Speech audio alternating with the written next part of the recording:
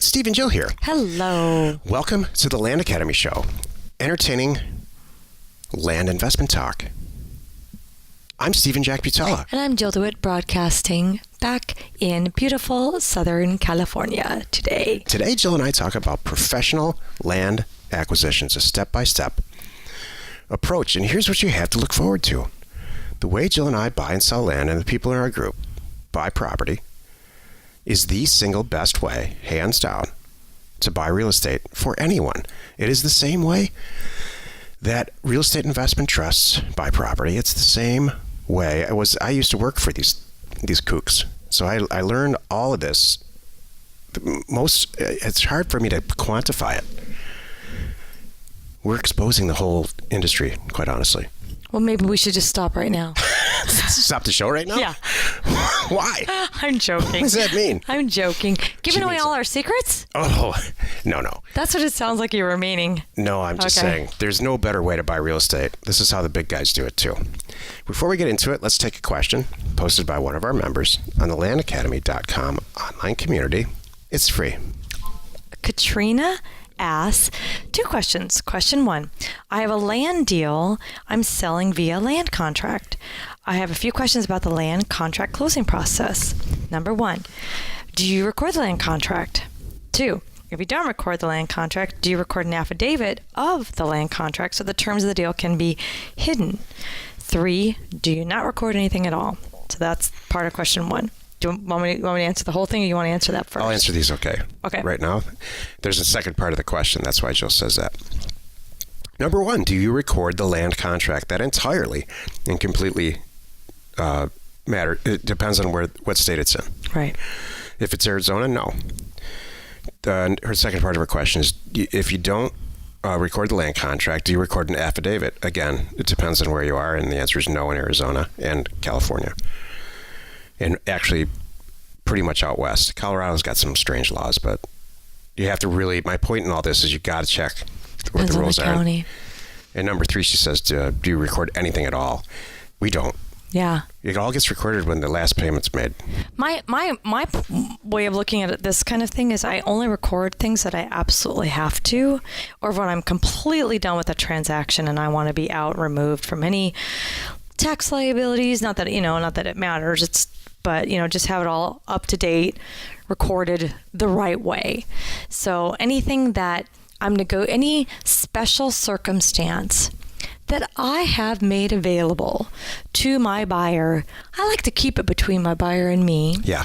Until we're all done and everything's cool, because you know what? It's seller financing. I really am allowed to make the rules. Right. I really can do whatever I want with this person on this property. And then when it's all done, then we'll record it. Yep. So that's how I look at it. Okay, now question 2. The buyer wants title insurance for the property, even though I'm selling on a land contract and they will not receive ownership until the property is paid in full. They're willing to pay the closing costs and title insurance costs if we close through a title insurance company. My question is, can they actually get title insurance now, even though the deed will not transfer into their name until 10 years from now when they finish paying off the property? Okay, so what you're getting into is the second type of selling property on terms, which is called a deed of trust, which is, and again, this all depends on the state you're in. It sounds to me now like she's probably, this is out west. A deed of trust is the way you typically buy a house or a car, for that matter. You get it gets recorded, and with it, just like you're buying, the same way a car does, the title gets processed, but there's a lien on it because you still owe money on it. So Then you can get title insurance, and just like a house, you don't walk around, telling anybody you don't own your house just because there's a lien on it. That's true. And you always get title insurance, right? So you do that right up front. So now you might want to consider, if the deal's big enough, you might want to consider doing a deed of trust. Right. It's real hard to undo if and when they foreclose. But it's a more valuable property, and I'm assuming they really want this. And it sounds to me like that too, Jill, from the level of detail and all that. So, and it's 10 years. I would feel good with this. And it's a 10-year term, it sounds like. So I would consider doing deeds of trust. All through my career, I've done both. And the reason that I've used a deed of trust is because we had a good relationship with the seller. a buyer, and they really believe that they're going to close. Right. And go through the term and all that, and work with us. They're not going to go south, Yeah, based on what we're hearing here, Katrina, this is a good one. Yeah. This is a safe one, and I would go through that process too. Cool. Today's topic, professional land acquisitions, step by step. This is the meat of the show. Jill and I were out to dinner a couple nights ago, and we were talking about all the different, as if we don't have anything better to talk about except real estate when we go out to dinner. Imagine that.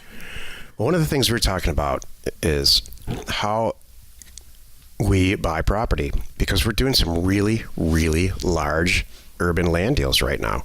Millions of dollars. We're going to make a ton of money on these properties. And her question is, why are we not making sure that every single deal is like this? Right. And I couldn't answer that. Right. So now it gets me really thinking. We are buying property the same way that publicly traded huge real estate companies like Toll Brothers and Shea Homes, how they buy land and subdivide it and build new houses. That's what we are teaching and implementing. We are the end. This is the single best way to buy any type of real estate. What she's really asking me is, we should be making a heck of a lot more money per deal. Bingo. Why aren't you, Steve, making sure you only send letters to potential deals like that? That was the truth. I know. I mean, that was really it. I can't stop thinking about it. And I've had this conversation with a lot of our members too. Like, how much money you want to make, how many deals you want to do. You could do less. It's the same time, especially when you get into these bigger deals and you're not even having to close them. Come on, we're going, when it's a $50,000, $100,000, couple $100,000 deal, I'm not closing it myself. Heck no. Right. I'm going through escrow and using title insurance. So they're even easier. They're doing the work. Right. All I'm doing is making sure everybody's happy and babysitting it. That's really it, and what my team does, and just make sure that we're all, everybody, and it closes quickly, because that's what we all want, and that's it. It's great. So my thoughts were, we already have long ago stopped doing really small deals, because it just took the time and energy, even though, and I mean ones that we would close ourselves. So we just stopped those so long ago. I don't like them at all. We don't do them. So now you hit this next level, and eventually you're where we are, and you're saying, all right, I think I'm ready for the next level. Yeah. It's like, I don't know, I'm trying to think of here's a good example, learning to fly. Okay, I remember when I was first learning to fly, a little Cessna 150 seemed really fast to me. Like, 'cause especially when you're coming into land, it looks like you have a death wish. I mean, you're landing, all you're doing is pointing your nose at the ground. Like, what am I doing? This seems so fast. Oh my gosh, I'm going to die.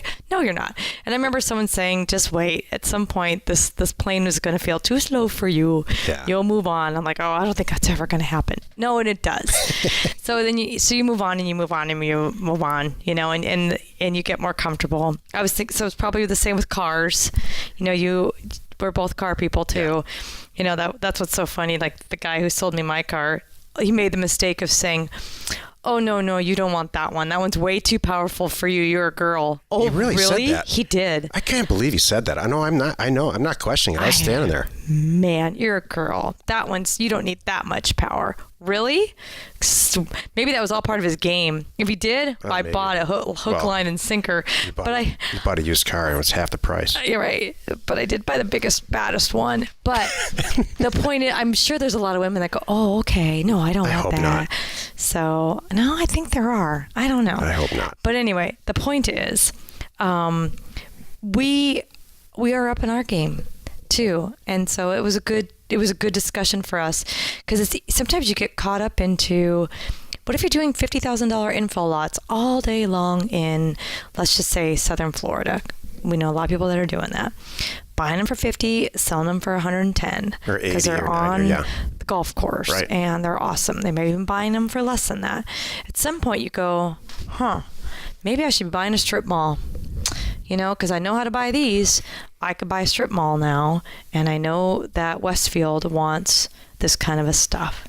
People sell real estate not because they're, on the vast majority of the time, because of a life circumstance, not because of the actual land itself. They almost always choose to sell their real estate at the wrong time in their life, you know? So That's a good point. Here's a step-by-step. This is a step-by-step condensed version of professional land acquisitions. This is how Toll Brothers does it. I mean, this is how the largest developers and real estate investment trusts do it. They define their acquisition criteria. Step one. We're a home builder, a medium-sized home builder. We want acreage between 40 is our lowest and 160 is our largest. That's a sweet spot. It's got to be on one part of it has to be on a county road. It'd be great if two county roads hit it, but one will work. And it needs to be between $1,200 and $1,800 an acre for it to work. And it can't be further west than X or further north than this or what. So they define their acquisition criteria very, very detailed. Yeah, and very much detail. Number two, they get a finite list of data, either from RealQuest or from DataTree or Title Pro. We're licensed providers of all three, and they send everybody an offer. Yep. Or they call them, or they skip trace them. If it's a real small area, they'll get to know and develop relationships with everybody. But that I've done all these things. That almost never works because they're just not ready to sell. So you need to send them offers, period, with a closing time frame, and you need to jillify it.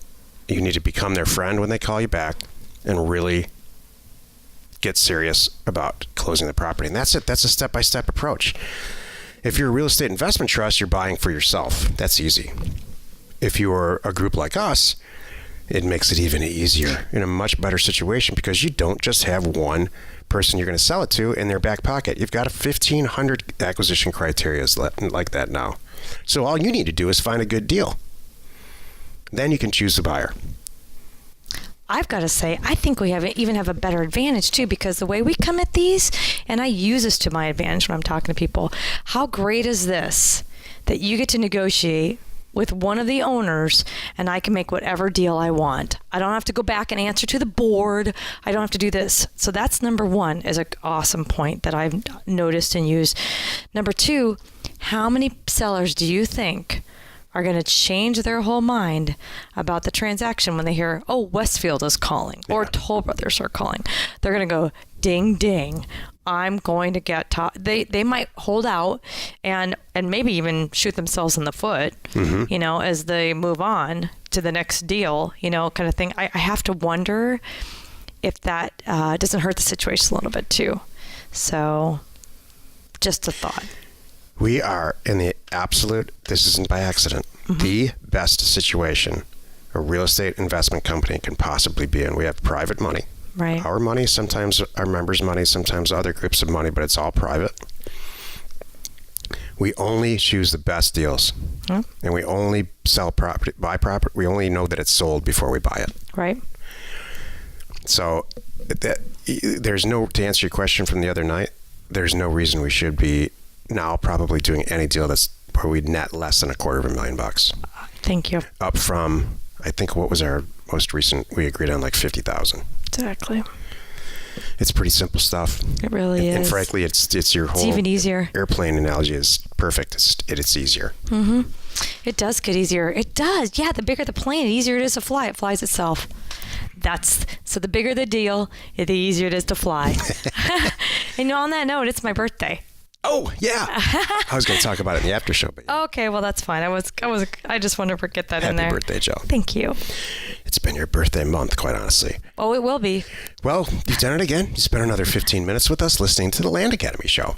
Join us tomorrow for another interesting episode where we discuss land investment diversification. It's step 2 from what we talked about today. And we answer your questions posted on landinvestors.com, our online community. It's free. You are not alone in your real estate ambition. Sorry, did I goof you up? Were you going to sing to me? No. I wasn't going to sing to you. What? I will do whatever you want. Off the air. I don't think you've ever sung to me. I have not on the air. I know I have. You have sung to me, Oh though? my gosh, yes. Like at the top of my lungs. Oh, we do. Wait, that's not screaming. Screaming doesn't count. Screaming is not singing. So, will you sing to me then later? I sure will. Okay, I'd like that.